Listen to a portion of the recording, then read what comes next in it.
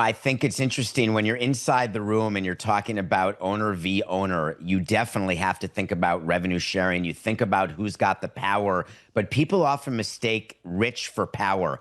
The richest owner in baseball when I entered was a guy named Carl Pohlad, who was the owner of the Minnesota Twins, a team that was going to be contracted. They didn't have a new ballpark at Target Field. They were playing at the Metrodome. So there's not necessarily a correlation. Steve Cohen, he could not, he's the richest owner in baseball. He couldn't get 23 votes together right now to do what he wants at all. So when you say that Steve Ballmer is the seventh richest guy, and I think Pablo corrected it, he's now seven. There's been some sort of downtick in Microsoft, I guess. Loser. But seventh richest guy, not the sixth. So at the end, he doesn't make him the most powerful owner because the power comes in packs. Right. And that's what the commissioner tries to protect against is too many different PACs and having any one of them be enough to block any sort of vote. So that's why Adam is going right now, figuring out, and he's annoyed with all this. And NBA executives have said internally that the NBA is furious about Pablo in this report because they're forced to scurry around and deal with the 29 owners on an issue they'd rather not talk about. How do the other owners feel about Ballmer self-financing the stadium? Because like when that happened, I know we all as fans were like, cool, finally one of these guys who can afford it can pay for it. But my assumption would be the rest of the owners would be annoyed by creating that sort of expectation and frustrated, which would put Ballmer in a situation where he's costing these guys billions of dollars, which would make him probably not the most popular and not have the most power. It would have a group of owners salivating at the opportunity to stick it to him in this situation. Yeah, I don't want to open up an old wound, Dominique, but I'll tell you, when we did Marlins Park deal, the other owners were not happy with it because it was not enough public money. And I know it's going to sound crazy to Mike and to Billy, but when the San Francisco Giants did a fully private stadium, the only reason they did that is that there was a threat to move to Tampa back then, and they needed Tampa as an expansion city, and there was no public money coming fast enough, and they had to get out of Candlestick. So they do not like private financing of buildings because it screws everything up. In the NFL, nobody does a new stadium in the NFL without public financing.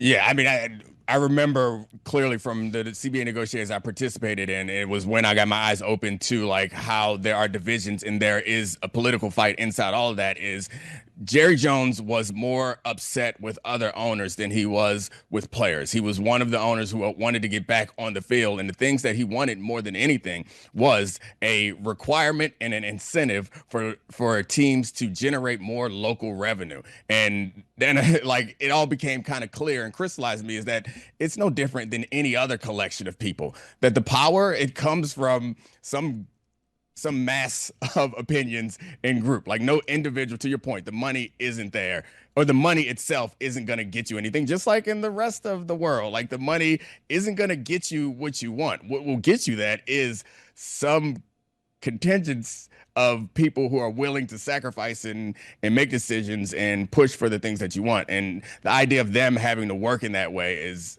I don't know, entertaining. Dave, you should write a script about that. You've written a script. Not about that, though. Billy's been trying to ask you guys a question for about 7 minutes. No, Billy, what do you got? Is it funny? We need to be funny. Like, so this is Dan. I'm sorry to take over and pretend. Billy, like you were I trying to know ask a question. I'll take my show back here and ask you to ask the question. Way to go. Grab them things, Dan. Well, I was going to say, how crazy is it to think that the owners don't actually want Steve Ballmer to be disciplined here, right? Because once you kind of, even if he is proven to have been cheating against them, we're pretending like the rest of them are all clean and they want people kind of looking into what they've been doing to potentially skirt the salary cap also. I would think the owners wouldn't really want him to be disciplined, even though he may or may not have cheated to get an upper hand against them. I think they do, actually, because I think they will want him punished, and I think he's going to get punished because there's not only the fact that it's great to bring down the big guy. Baseball would do anything to find Stevie Cohen continuing to do the things in baseball that he did with his business that he got in trouble for. But when it comes to what Ballmer did, there's also the question of what amount of revenue may have been hidden from the books of the Clippers, which would change the finances and the money that's going between teams. We spent time, Billy, every day trying to sneak around and see whether the Yankees, Red Sox, Cubs, Cardinals, whether they were hiding revenue.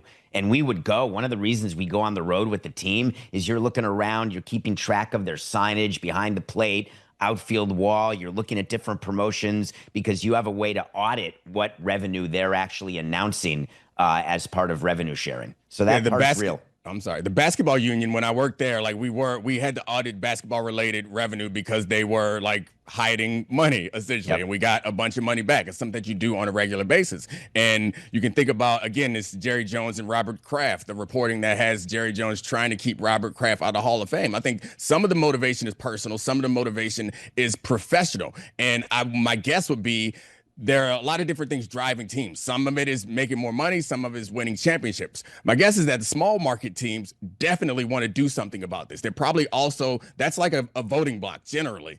And they are always trying to do something to be able to level the playing field because there's no other way that they can compete if you're going to circumvent the cap. And I think generally all the owners, even if they are doing this, they don't want to be doing this. They would like to be, if they've created an expectation amongst the greatest of players that there's going to be some sort of side deal, they would like to eliminate that expectation. My guess is because that's costing them more money. That's normally the driving force behind all the decisions that are made from the ownership and league side is like, how can we make more money?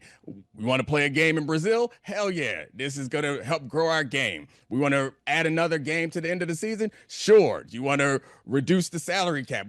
That's general. You want to motivate guys to have higher local revenue. Like that's normally a good starting place for the decision. Of course, emotional things might make you, because you hate another owner or whatever, that might make you make a different decision or you owe it to someone else. But generally, if they can find a way to get on the same page, it's always about reducing the overhead costs and putting more money in their pockets. So I'm guessing that's the starting point. If something else other than that happens, it's going to be for either some sort of personal reason.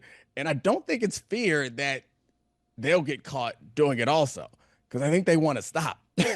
So they'd be happy for it to be over. Dominique, it's interesting you talk about salary cap versus non-salary cap. What's not counted in the salary cap is what your off-court expenses are. And one of the ways that teams like the Clippers or teams like the Dodgers flex is they spend a tremendous amount of money. And I almost had the votes. You needed 23, didn't have it, but damn close to put a salary cap on off-field expenses within baseball front offices.